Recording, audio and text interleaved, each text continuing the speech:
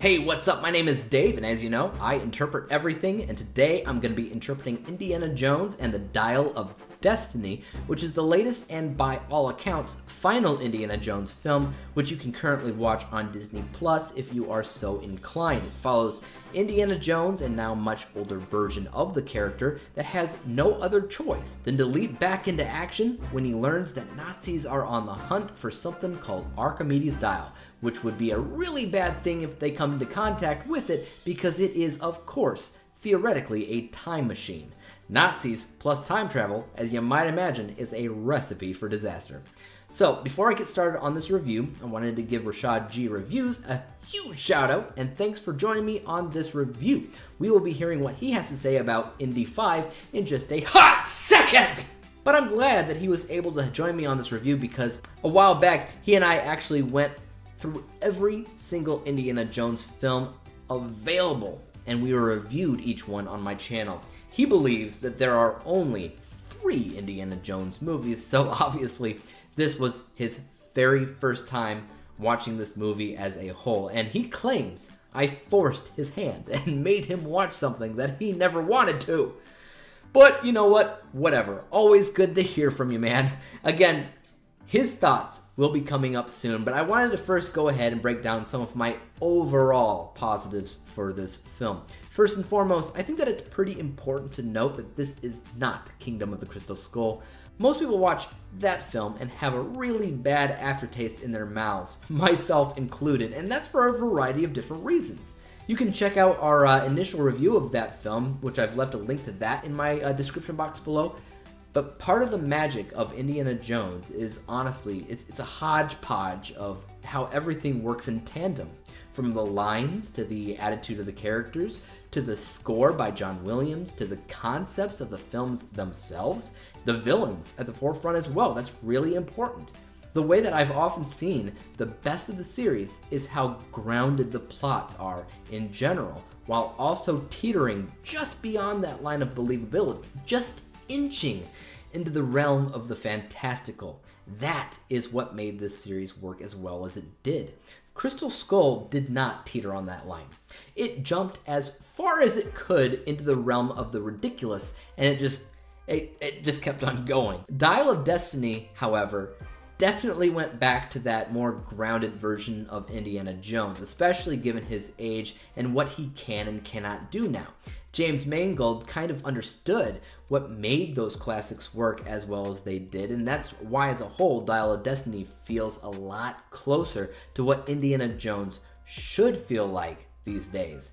The Dial as well is based off of a real thing, as these series often are, whether you're talking about something religious or historical, which is a really nice touch. However, I do have some negatives about the film, which I will be diving into after we see how Rashad felt. So, Rashad, my man, let's talk about Dial of Destiny. What did you think about it? Take it away. Dave, what's the deal? Pickles, is everything kosher? So, lesson learned, never tell you that there's a movie I don't want to watch, because most likely you're going to have me watch it and review it. Against my will, against my wishes, I had to watch Indiana Jones and the Dial of Destiny, a movie that I purposely avoided, but Dave's sinister evilness said, Rashad, you're going to watch this movie and you're going to review it. Here we go. Indiana Jones and the Dial of Destiny. This movie was dead upon arrival to me because I knew I wasn't going to like it from the jump. I went in with expectations of, I'm not going to like this movie. I know I'm not going to like this movie, but I'm going to sit through all 2 hours and 34 minutes. Why are these movies lately so damn long? Raiders of the Lost Ark, I think just under 2 hours. Temple of Doom, I think just a little over 2 hours. Last Crusade, I think was the longest one. That was like maybe 2 hours, 10, 15 minutes. Why are these movies? Why is it so long? It makes no sense. So here it is. I still don't like this movie, all right? I don't like it, but this is what I have to say about it, right? I don't like this movie, but I don't hate it. So here's the thing. Watching this movie, it almost puts me in, okay, how can I describe it? This movie was like me going to a Run DMC concert, right? One of my favorite groups from back in the day. This is like going to a Run DMC concert and watching them perform all their greatest hits. And the nostalgia in me, I'm loving it. It takes me back to my childhood. But I know that Run DMC, they're old now. They can't do what they used to do. That they don't have that spunk anymore. They just don't have it anymore. But you like to see them on stage performing the old classics. And then they try to perform something new. They say, okay, we have a new track for y'all. Y'all gonna love this here. And it's just totally whack. All right? It doesn't even begin to compare to Walk This Way or My Adidas or Sucker MCs, okay? It's just one of the wackest shits, but it's Run DMC. You don't want to diss them. Harrison Ford is Indiana Jones here. He's older, even older than Kingdom of the Crystal Skull, and he's worn out, he's tired, and it hurt me, it hurt my soul seeing him this way. It hurt me to see Harrison Ford playing Indiana Jones broken like this. But I could tell that James Mangold, he really has love for the older movies because there are some action scenes that really are a callback to those old movies, and they put a smile on my face. I said, holy shit, this reminds me of Raiders. This reminds me of Last Crusade. This is some cool shit. There's a chase sequence where they're in this little car, they're driving around, I think it's Paris or whatever, and that was actually a really cool scene. The opening scene of this movie is 20 minutes long. I timed it. I said, this is a long-ass action sequence, 20 minutes with the de-aged Harrison Ford. Took me back. But it was weird because even though they de-aged him and they did a good job de-aging him, he looked like, late 80s, early 90s Harrison Ford, but then he sounded like he was 80. He sounded his age. It was weird looking at. There were times where I did have fun with this movie, but after the action ended, everything else in between was very forgettable. All right, there's this whole thing with his goddaughter, and they're trying to find there's always a MacGuffin in these movies. They have to find the Dial of Destiny, and I didn't care about that. I didn't care about her character. There's a little kid character that's, I guess, is supposed to be like short round. And they even have some cameos of some old characters from the older movies, and it's just I didn't give a shit. When the action didn't happen, I was falling asleep.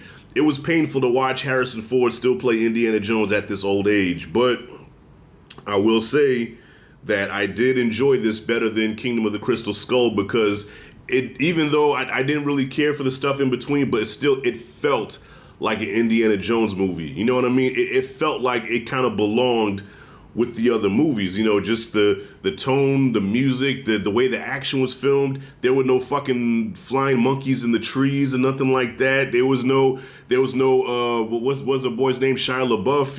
It felt like an Indiana Jones film, but just older. It felt like he was playing his greatest hits on stage, and I was like, yeah, go Indy. And like I say, you try to play some of his new stuff, and you're like, oh, that doesn't sound good.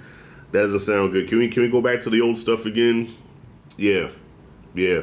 So that's how I felt about this movie. So I did not like it. I will not watch it again, but it was still cool to kind of relive those moments in the older movies, like those, say just a little stuff like that really tugs at the nostalgia strings. And so for that, I was entertained. And Steven Spielberg is missing from here. Like, he tried to pay homage to Spielberg, but see, Spielberg just has a certain kind of sauce that he uses that just gives his movies that extra kick. And you're like, what is that? What is he putting in his recipe that makes it taste like this, man? Like, there's just certain like little humorous moments that Spielberg would do, just little, winks at the camera and shit like that he would do that just gave the movie that extra spunk. And James Mangold, he failed to capture that, but he got the action down. So with that being said, this was a decent time. But if I went to the movies to see this, I'd have been embarrassed because I would have been snoring, because I was snoring watching this. I dozed off quite a few times. Even bit my tongue one time watching it from snoring. So with that being said, Dave, thank you for inviting me on.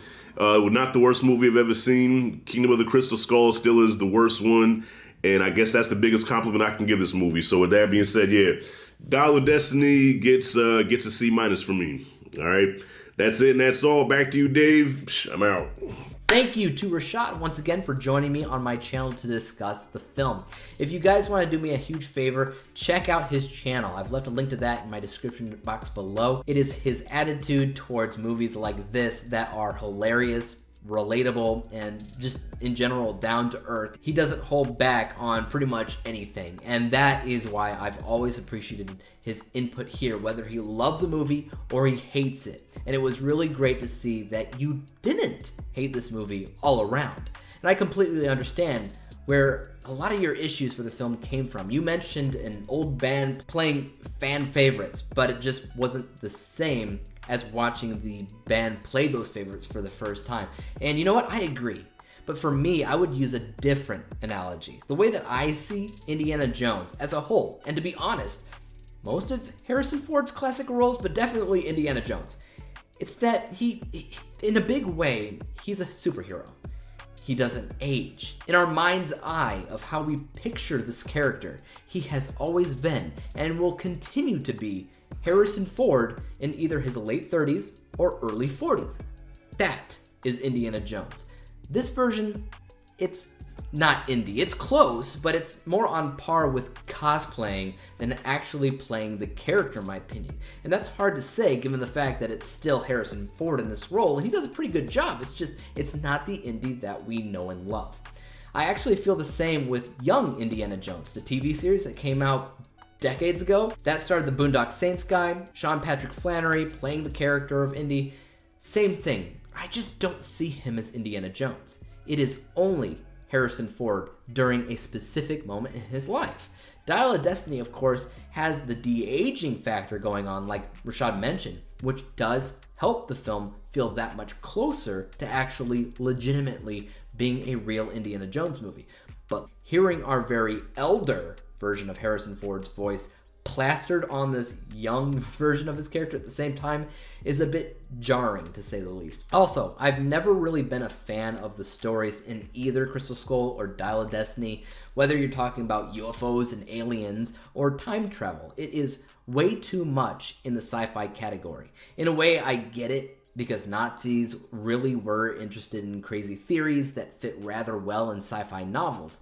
But Indiana Jones works better with stories revolving around religion, or specifically Christianity. I mean, the film in general, it opens up on the dagger that pierced Christ in his final days. Now, I hate to say this, I really hate to say it, but where's that movie? Because that's kind of something I would have rather seen. Be that as it may, my score for Indy 5 is going to be a B+. I think that in terms of making a movie that they planned to make, they did a good job. There's no lying and saying that it was bad because they set out to do something specific, and they did. They did it well. But anyways, guys, one last time, thank you to Rashad for joining me on this review. And until the next time you hear from us, leave your thoughts in the comments section down below. Did you love this Indiana Jones film? Did you hate it? Which one is your favorite? How do you rank the franchise as a whole? Let us know in the comment section down below. And as for YouTube, you guys know what to do. Hit the like, subscribe button, and bell to be notified when I come out with my next review. And until then, peace out. Thanks for watching my review. You see, I'm Dave interpreting it all, and that's just me. If you liked what you heard, hit like and subscribe. Come back for more. Catch the next vibe.